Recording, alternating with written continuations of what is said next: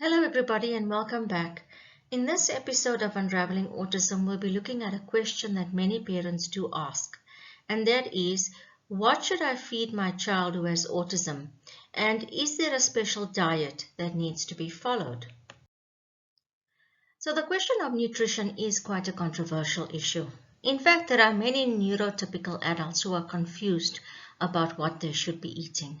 And the reason for this is there is a lot of conflicting information out there. There are different beliefs about what constitutes healthy eating. And there are many possible diets and eating plans that now exist for people in general. If you look at some of the most common ones today, there's, for instance, keto, low carb, paleo, DASH diet, which is specifically for people with hypertension, then low fat and low sugar diets, the Mediterranean diet, and recently there's been a lot of focus on fasting and specifically intermittent fasting as a way of ensuring longevity and preserving good health. So what you find is that many people do try to box themselves into a particular school of thought and way of eating, and this has become quite common in the modern world. And so within this minefield of information about nutrition, we have parents of children with disabilities, and then we also have children who have autism. And then there are so many theories and beliefs about what children with disabilities and then specifically children with autism should or should not be eating. And this leaves parents with a dilemma. They are uncertain about what is correct nutrition for their child and who is right about this matter. I'm going to share with you some of the information I've learned about nutrition over the years. I have a child who is autistic. What I've learned is based on what I've read, what I've researched, based also on my personal experiences and experiments with food, and also on the advice of nutritionists. However, I am a layperson, I'm not a medical professional, so if you need medical advice or advice about nutrition, then I would recommend that you consult a medical professional. So firstly, I'm going to begin by saying that I don't believe any diet can be a cure for autism. And the reason I believe this is for two reasons. Firstly, autism is a neurological difference.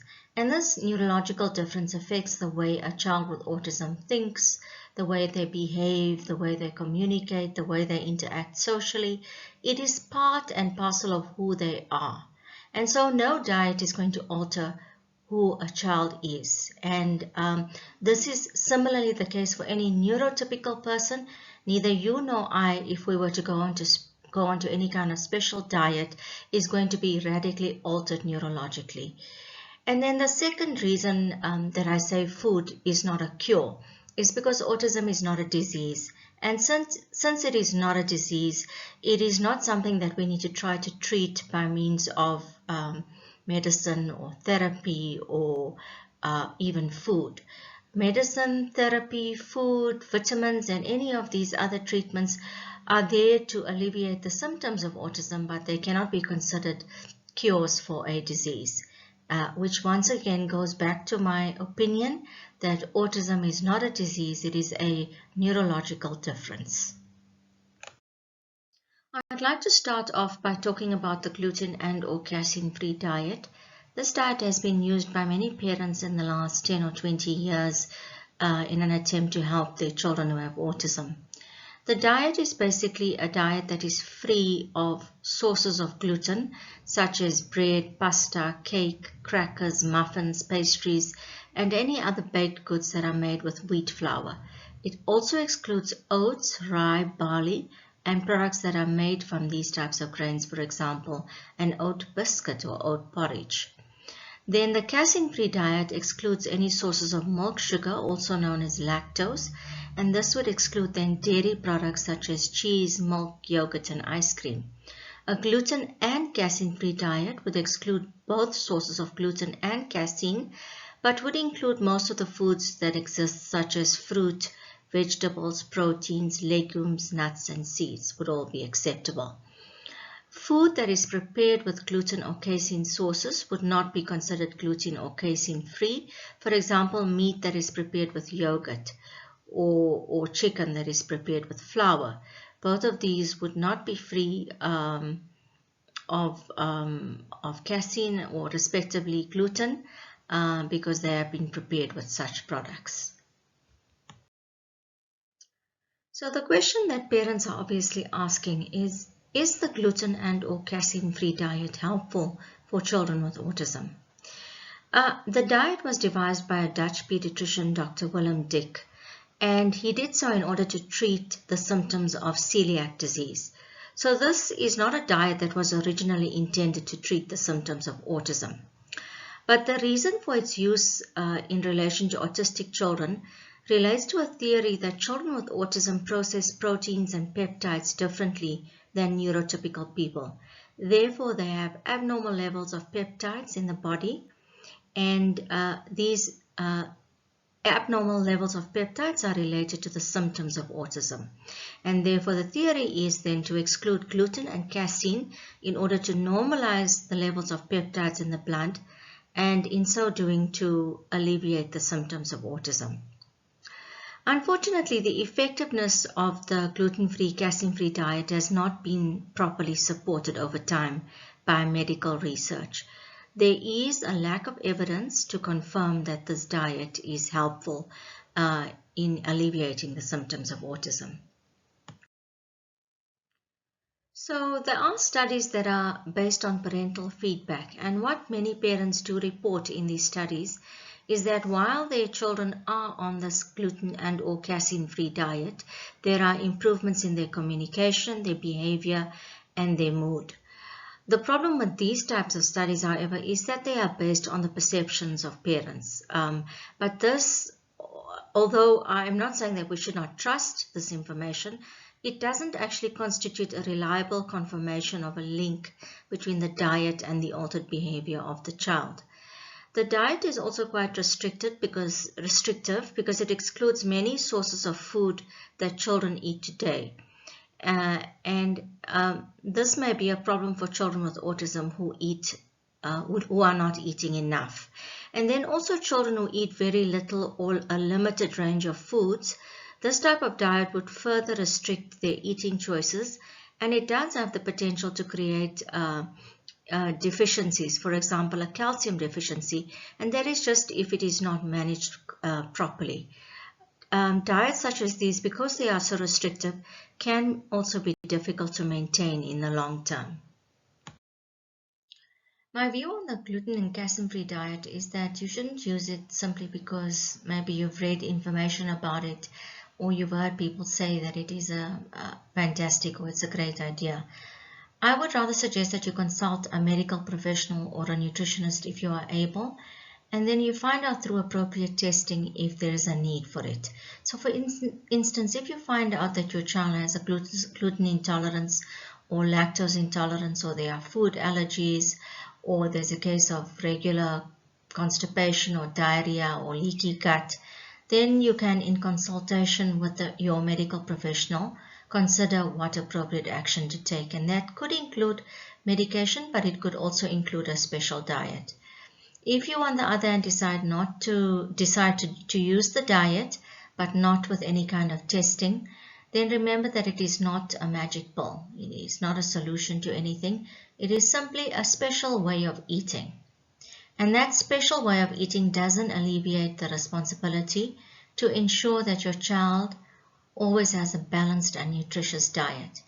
If you take, for example, let's say this is a gluten-free diet, and in the morning your child is eating gluten-free toast with jam, then is eating gluten-free pasta with tomato sauce, then maybe in the evening gluten-free nuggets, there's no breading on it, and chips.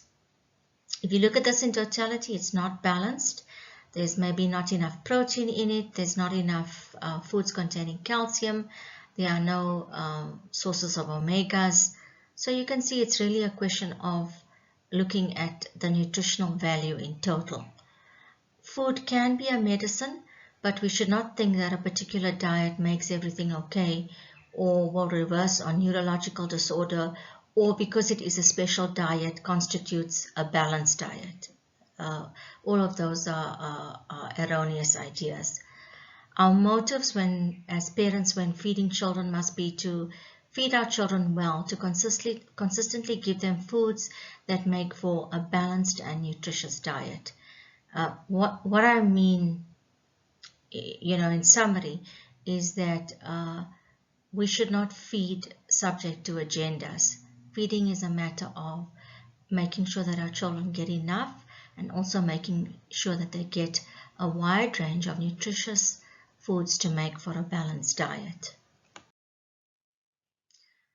So without further ado, let's look at what our children should be eating. And what they should be eating is basically what we as neurotypicals eat. It's basically a nutritious diet that all people should be eating. It's food from all the different food groups, and including as part of that, there should be a sufficient caloric intake daily. And of course, if your child has a specific medical condition, then he would need to eat appropriately for that condition. So a child with diabetes would obviously need to have a specific diet. So we're looking at whole fruits, vegetables, especially leafy greens and vegetables in an array of different colors. The more variety there is, the more likely it is to be nutritious and healthy. Then proteins such as meat, chicken, fish, shellfish, salmon, for example, which is a good source of omegas. Then eggs, which are highly nutritious. Legumes such as beans, peas, lentils, chickpeas. Dairy products such as milk, cheese, and yogurt if your child is not lactose intolerant. Nuts and seeds, whole grains such as, for instance, whole grain breads are an example. And then also things like oats and brown rice, potatoes and sweet potatoes, olive oils and other healthy oils such as avocado oil, and then also water, tea, coffee and herbal teas, honey in limited amounts, and healthy snacks such as dark chocolate and popcorn. And now let's look at the foods that we need to avoid. What we should be trying to avoid are basically processed and refined foods. Processed and refined foods are foods that have ingredients such as a lot of added oil, trans fats, salt, sugar, and preservatives added to them, and then they are packaged and the result is processed food. Many processed foods contain white flour, which is in itself a highly processed food. Foods that are listed as healthy and nutritious in my previous list do include some processed foods. For example, I mentioned beans earlier, and dried beans and canned beans are in fact a kind of processed food, but they have not been altered in such a way that makes them detrimental to your health. And so for this reason, I've placed them among the list of nutritious and whole foods. And then also when I talk about avoiding processed foods, I'm not saying that these need to be eliminated from your diet.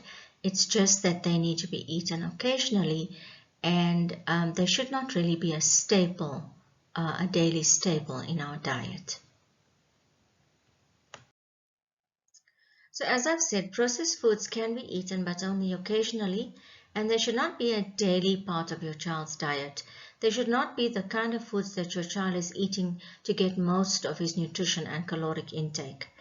Processed foods are, for example, things like cakes, biscuits or cookies, white bread, white pasta, chocolate, ice cream, sweets or candy, and other baked goods such as donuts, pies and pastries, muffins. Then also chips or French fries, then snacks such as potato or corn chips.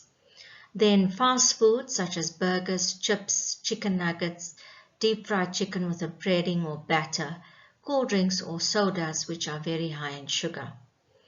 Then sugar-free and fat-free foods. Sugar-free foods may have a lot of added artificial sweetness in them, and fat-free foods may have a lot of added sugar in them because the fat has been taken out in order to make the food healthy. So in order to render it more palatable, it may have added sugar in it. So these types of foods, which are called processed, have been linked to inflammation in the human body, And inflammation in turn has been linked to many serious diseases in the modern world, such as cardiovascular disease, hypertension, cancer, anxiety and depression, diabetes, and even Alzheimer's disease.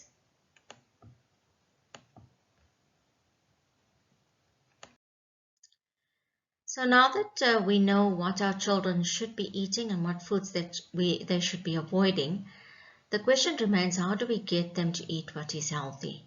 I'm going to make some suggestions, and I'd like to emphasize that in making these suggestions, I'm not trying to make light of the challenges and difficulties that parents face when it comes to feeding many children who have autism. Before I go into the suggestions, I'm going to look at some of the problems and challenges that might be encountered when dealing with the eating habits of autistic children. Firstly, many of them do eat less than they should be eating. They don't get a sufficient caloric intake. Then others may eat a limited array of food. So for instance, you might have a child who's eating mainly chips, chicken and white bread. And that type of diet is not balanced because it is so limited, and also it might exclude a lot of vitamins and minerals that your child does need. Then there are sensory issues. Children may have problems with the texture, the smell, the taste of food. You might have a child who does not want to eat green beans because he dislikes the smell of the green beans, and he also does not like the texture. Then some children don't like mixing foods. So a meal that we are so accustomed to, for example, spaghetti bolognese or even a sandwich, might be rejected because it's basically a mixing of food, pasta and mince or bread and filling. Then there are children who have medical conditions, and as I've said, if you suspect that your child has a medical condition relating to digestion or food, please consult a medical profession. Some children might become angry, upset, or even have a meltdown when presented with unfamiliar foods. Some children are very reliant on eating fast foods and eat many unhealthy snacks. Then there are children with anxiety and repetitive behaviors, which is in fact linked to autism. And this anxiety or a tendency towards repetitive behaviors will impact the way they eat. So you might have a child who becomes anxious if he is given a food that he's unfamiliar with, or you might get a child who wants to eat the same food every single day because this is the food that he knows and this is the food that he feels safe with. So we can see then that the symptoms of autism may in fact impact on the eating habits. Parents in these situations are faced with a struggle. On the one hand, they know that their children do need to eat specific foods to stay healthy, but on the other hand, their child is rejecting those types of foods and only wants to eat specific foods. And you find parents submitting in this kind of struggle. They want to have a peaceful life and they want meal times to be peaceful and enjoyable. They don't want meals and meal times to end up as a battleground. And this is the reality that many parents do face. So here are my suggestions to cope with eating difficulties. Firstly, parents themselves need to have a healthy, balanced diet. And the reason for this is, of course, for their own health, but at the same time, they are setting the example that their children are following. So having a healthy, balanced diet as a parent is not negotiable when it comes to wanting to alter your child's eating habits. You cannot expect to have an unhealthy diet yourself and then expect your child to have a healthy diet. It is something that begins in the home, and it is parents who set the example. Then you need to stock the correct foods in your home. In your pantry, you should have healthy foods. In your fridge, you should similarly have healthy foods. If you have a pantry that is stocked with cakes, chocolates, biscuits, cookies, and chips, and a fridge that is filled with leftovers of fast foods from the days before, this is an indication that things are not going right in your home when it comes to nutrition. If you look at your fridge and you look at your pantry, you need to find an array of healthy foods from which your child is able to choose. Remember also that what your child sees when he opens the pantry and when he opens the fridge is what he will always expect to eat. Then we need to reduce our reliance on fast foods. If we are eating it 2 or 3 times a week, we need to get it down to at least once a week, and then perhaps maybe once every fortnight. And then as a corresponding measure to eliminating fast foods or reducing fast foods, we then need to cook more home-cooked meals. And the meals that we make should be made out of fresh ingredients and whole ingredients. Remember that not all home cooking is time-consuming. Things like salads, for instance, are a kind of fast food because we can make them quickly and there are many creative ways to make them. Fruits, for instance, just need to be peeled and chopped. Nuts can be poured into a bowl. Many proteins just need to be oven-baked. It's the oven that does all the work. We can put sausages, fish or chicken into the oven on foil and with a little bit of salt, pepper, olive oil and other flavoring, and they'll be done in no time. Oven roasted vegetables, for instance, are such an easy option for wanting an healthy and tasty option as well for wanting to eat vegetables. We can add some herbs, olive oil, salt and pepper to them, put them into the oven, and they don't take long to cook. Then our children need to be involved in the process of shopping. They need to be involved in the choosing of foods. And when I say choosing foods, I don't mean choosing chips or choosing chocolates or candy. I mean choosing healthy whole foods, like choosing the fruit that they want to eat, or the dairy product that they want, or the vegetable that they might be inclined to try. And exposing children to the process of choosing food makes them more of a participant in the eating of food. This is very different to a child just being shown foods that he has had no involvement in choosing or no involvement in buying. Then it's a good idea to put up a daily menu in your kitchen and to list the foods that your child is going to eat for that day. This creates a level of certainty for your child where he knows what to expect when it comes to the foods that he's going to eat. And you could also include in the menu choices. Your child could maybe have a choice of snacks. He could choose what snack he wants to have after supper. For example, a fruit and yogurt or popcorn or a fruit salad. Giving your child some choices in the menu also helps to give your child a feeling of control over what he is eating, and this is always a positive. So I've mentioned that your child can be involved in the buying of food. Your child could similarly be involved in the making of food. Any kind of food that you are making where your child can help, for instance, to wash vegetables or to cut them, is beneficial in that your child is involved in the whole process of making and is then more likely to eat what is presented to him. At the same time, you could also teach your child to make something on his own if he is able. So for instance, you could teach your child to make a sandwich by having a schedule which lists the steps of making a sandwich and has a visual next to each part of the sequence, and then prompt your child and take your child through the process, teach him how to do it, and then he's able to make a sandwich. And a child who has made his own sandwich is unlikely to reject it. It is far more likely that he is going to eat what he has chosen and made himself. Then unfamiliar foods, in the case of neurotypicals, need to be presented as many as 17 times to a person in order for them to be willing to accept it and to eat it. So this just gives you some idea of how challenging it might be to introduce unfamiliar foods to children with autism. And I'm not saying that this is what you need to do, that you need to repeatedly offer them food that they don't want, but I'm just giving you an idea that when you are introducing them to unfamiliar foods, it is not going to be an easy process. It is gradual and it will happen over time.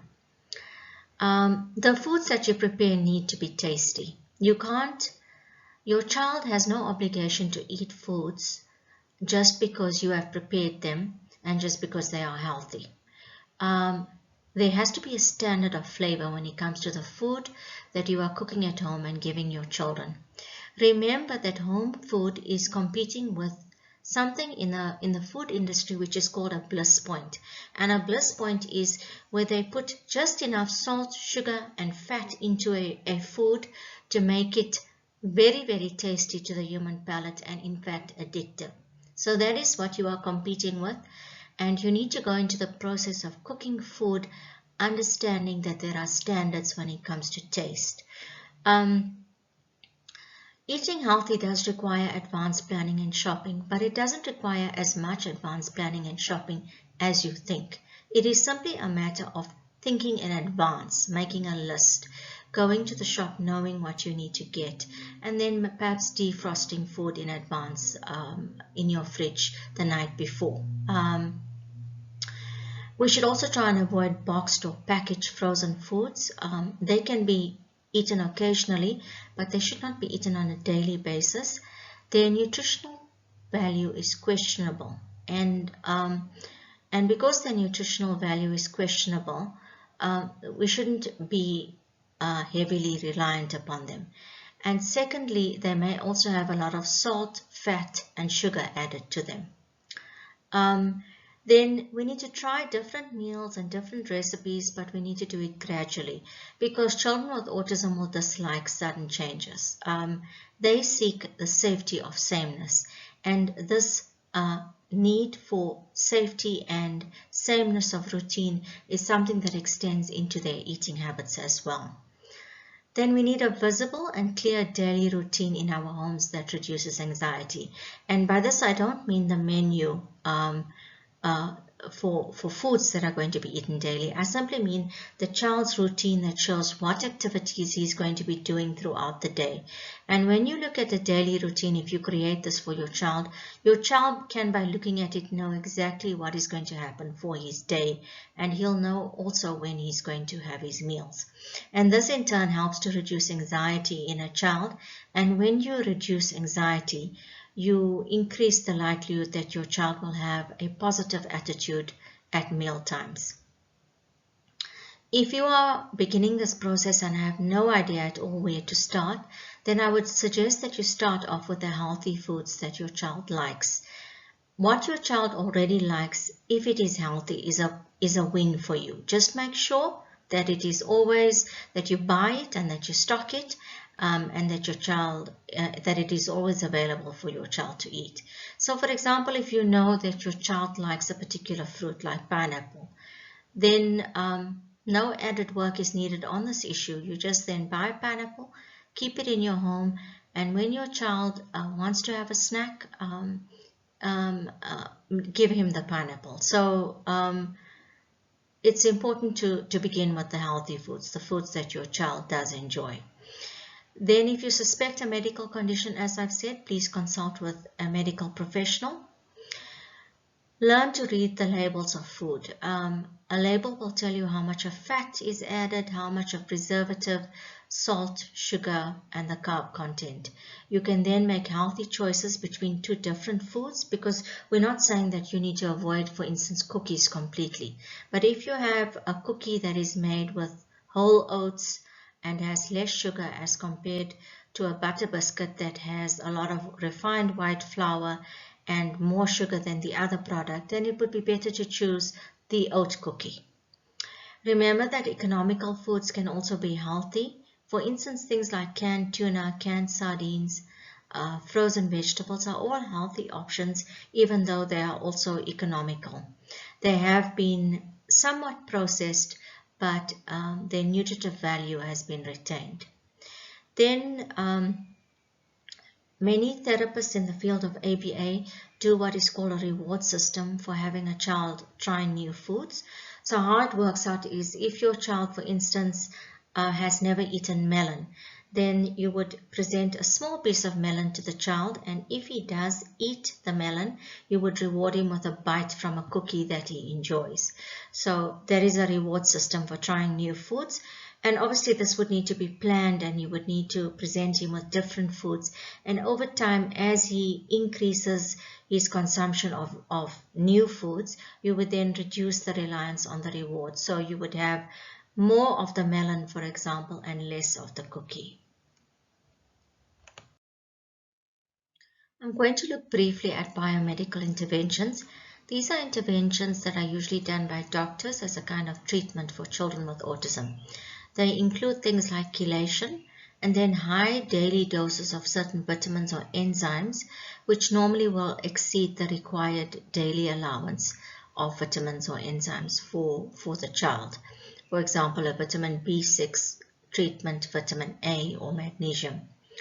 Personally, this is not the type of treatment that I would allow to be given to my child, because in many cases there's no clear evidence to support the use of the treatment, and also the safety of the treatment long term is questionable. I have a concern about what type of data is being given to parents to prove that the treatment works. In the case of many parents who are desperate to help their child or feel hopeful, these are the type of interventions that they would turn to, but without really interrogating the type of data that they are shown, and without really investigating whether or not it is in fact going to be helpful. And also they may not even be looking at the health effects long term of this type of treatment. So also my concern with these treatments is that they are often being presented as a cure, as a kind of cure to reverse autism, when I've said in the first place that I don't believe autism is a disease, it is a neurological difference. I'd like to share some of my personal experiences of my daughter's eating habits. My daughter is autistic. As a baby, she was quite a healthy eater and she didn't have any colic. As a toddler and a little girl, her diet was okay, but I would say not as nutritious as it might have been. As a little girl, she ate a lot of things like bread, fruit, milk and cereal, chicken, some vegetables, not a lot, and she did have fast foods at least once a week. She loved McDonald's and she did eat a lot of McDonald's. Then there was a lot of added sugar in her diet. She loved things like chocolates or anything with chocolate flavor and biscuits. At the ages of 8 to 9, we put her on a gluten-free diet, which was on the advice of a UK university which had checked her urine, assessed her urine, and done some tests and found that there were abnormal levels of peptides in her blood, and they then recommended that she be placed on a gluten-free diet, but not a casein-free diet. Over this time, the 2-year period when she was on the gluten-free diet, I did notice many improvements, in her behavior, in her mood, in her communication, and even to some extent her social interaction. But the problem with what I noticed is that I can't say for sure that these improvements in fact related to her special diet. They might have been related in part to her therapy that she was undergoing, to her medication, and just to normal growth and development. So it's difficult for me to say that the reason there were improvements is because she was on this diet, but it might have been one of many factors that contributed towards her overall improvement.